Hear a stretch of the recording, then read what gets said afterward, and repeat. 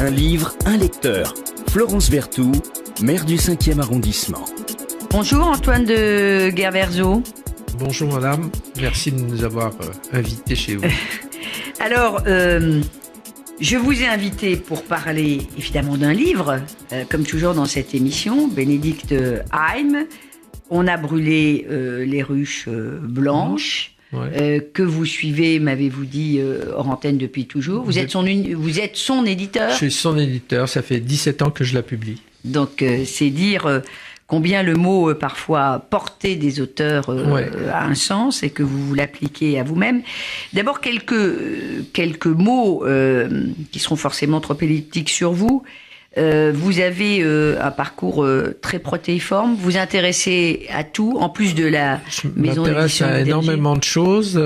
J'ai commencé par faire de la photo et du cinéma.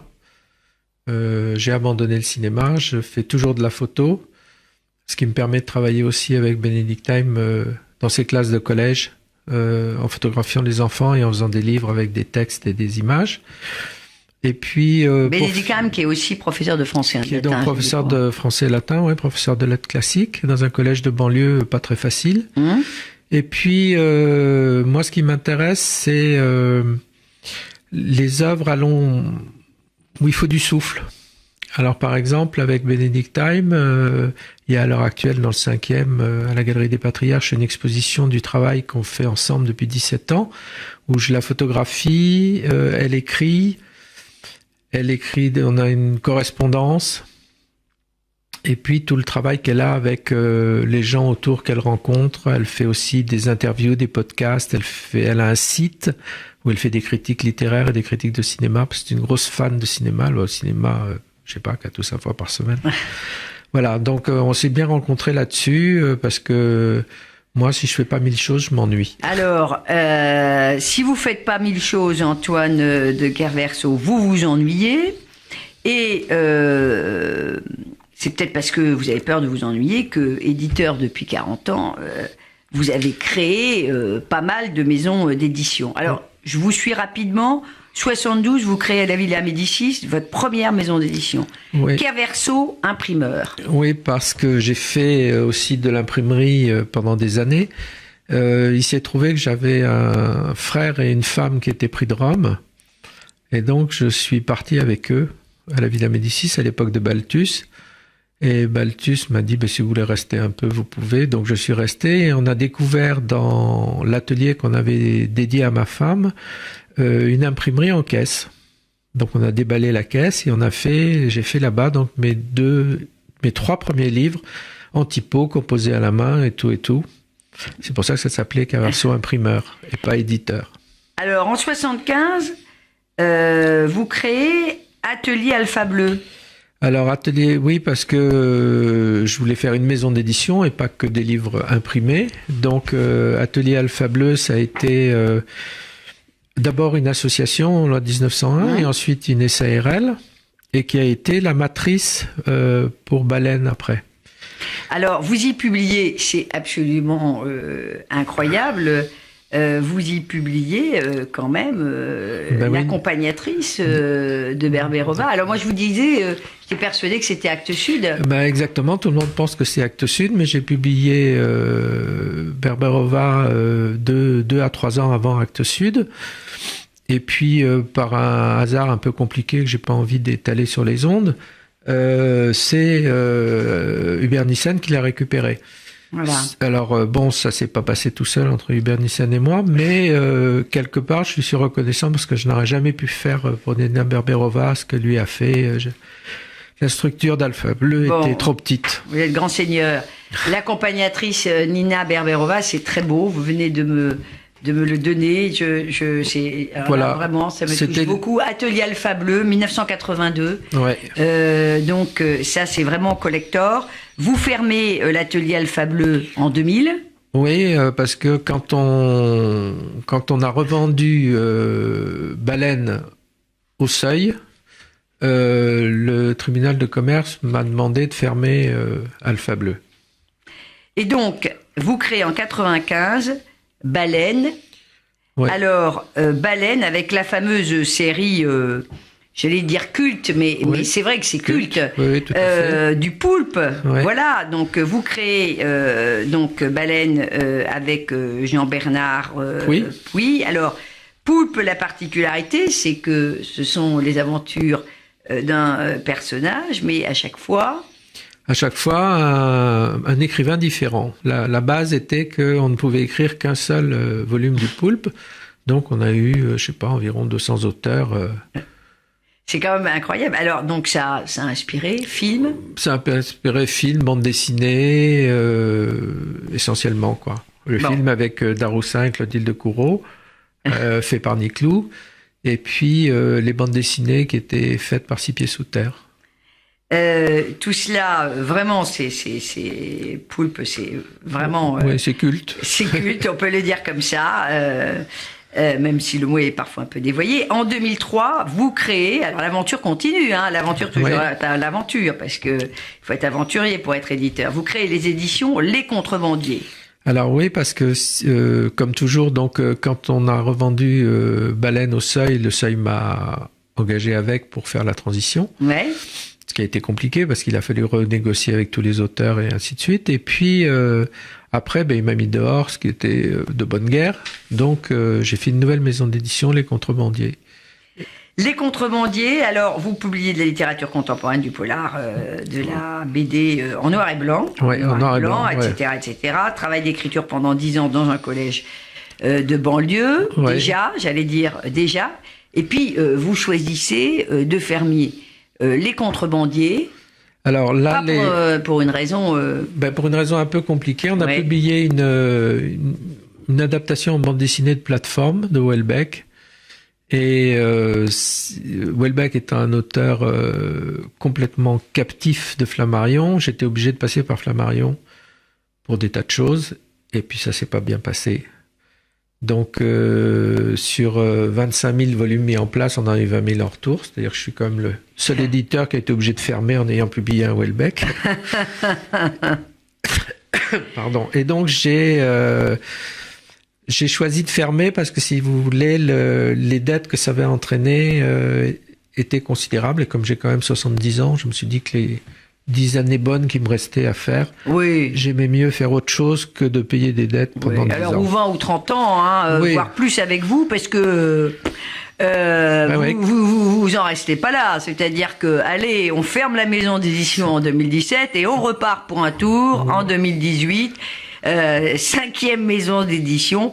Alors avec un nom de maison qui est assez, qui est très inattendu, et le bruit de ses talons. Alors pourquoi vous avez choisi et le bruit de ses talons? J'avais fait Baleine, le Poulpe, tout ça c'était quand même beaucoup dans l'univers marin et j'en avais un peu marre.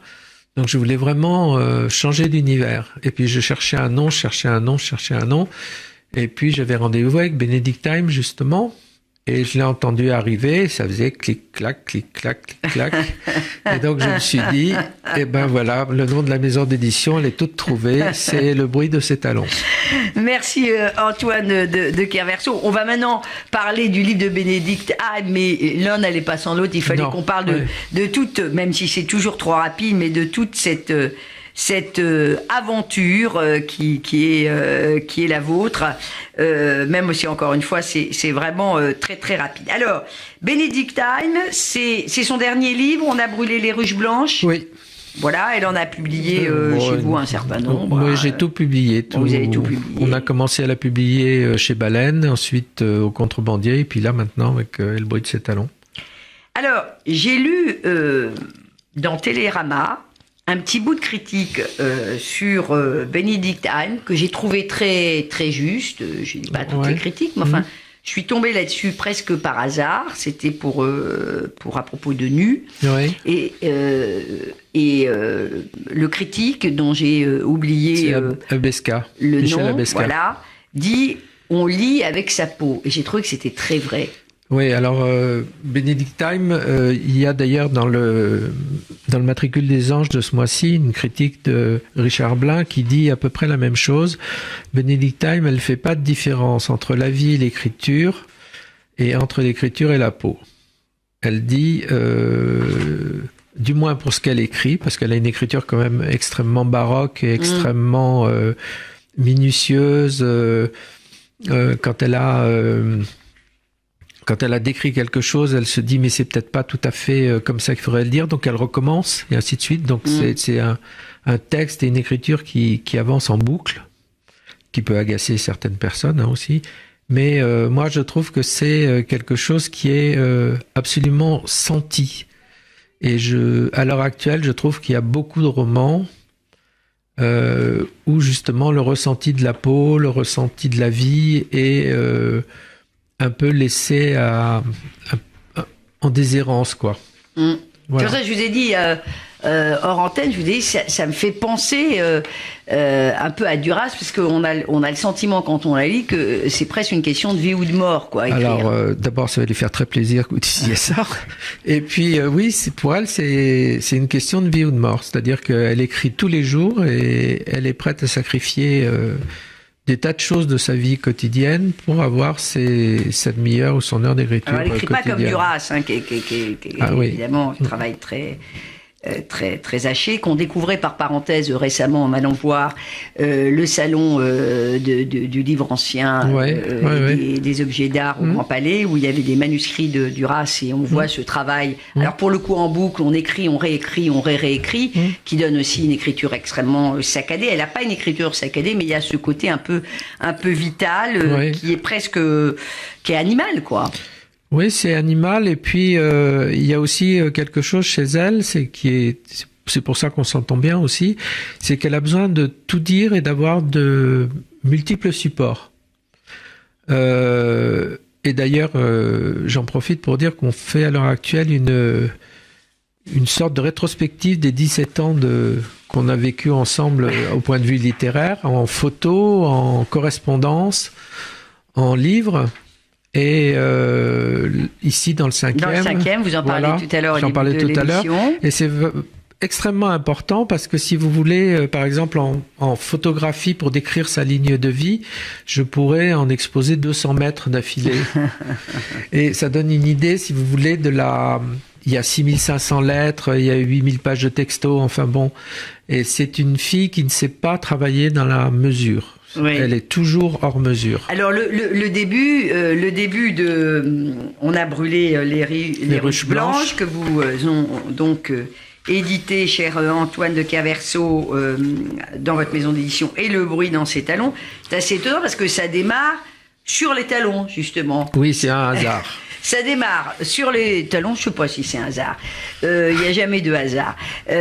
Surtout pour démarrer un livre quand même. Sur les talons, c'est comme ça qu'elle était la première fois que je l'ai vue. Ça démarre comme ça. Et alors, dites donc, faut prendre son souffle, hein. Ah oui. 19 pages. Pages sans paragraphe. Sans paragraphe. Voilà, c'est immédiatement 19 pages.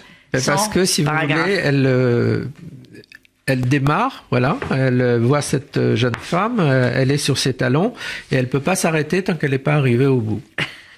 Ceci étant dit, l'écriture est assez quand même saccadée, courte, et donc on peut s'arrêter. Mais je dis toujours que Benedict Time, il faut en lire 15 pages et puis un peu se reposer. Et puis on relire 15 pages et ainsi de suite. C'est pas un roman qu'on... Non, c'est pas... Voilà. Il faut prendre aussi son temps, et c'est ça le travail d'écriture, il faut prendre son temps. Voilà, et moi ce que je trouve chez Benedict Time, ce qui est remarquable, c'est la manière dont elle manie la langue, la structure de ses livres et ces choses-là. Moi, c'est quelqu'un qui m'impressionne énormément. Ouais. Et puis il y a toujours dans quelque chose le phénomène d'attirance-répulsion qui est très prégnant partout. Toujours. Voilà, alors là, dans tous ses livres, la voisine par un homme mystérieux. Ouais. Donc il y a du mystère partout. Voilà. Et puis il y a un glissement qui est assez intéressant dans ce roman, qui est en fait la personne qu'elle interviewe, en fait, va complètement se glisser dans l'autre personnage. Et voilà. Et donc voilà. Puis ça. Alors vraiment, allez acheter le dernier livre de Benedict Time. On a brûlé les ruches blanches, que vous éditez donc dans votre maison d'édition, et Le bruit dans ses Talon. Voilà, donc ça fait un petit cliquetis quand vous lirez ce livre, qui est aussi un petit bijou. Il faut prendre son temps, mais c'est très bien. On en lit bien, on peut y revenir d'ailleurs une semaine après, c'est formidable. Merci beaucoup, Antoine de Kerverso, d'être venu de nous parler de votre écrivaine fétiche. Voilà, faut le dire. Merci. Merci beaucoup. Un livre, un lecteur. Florence Berthoud, maire du 5e arrondissement.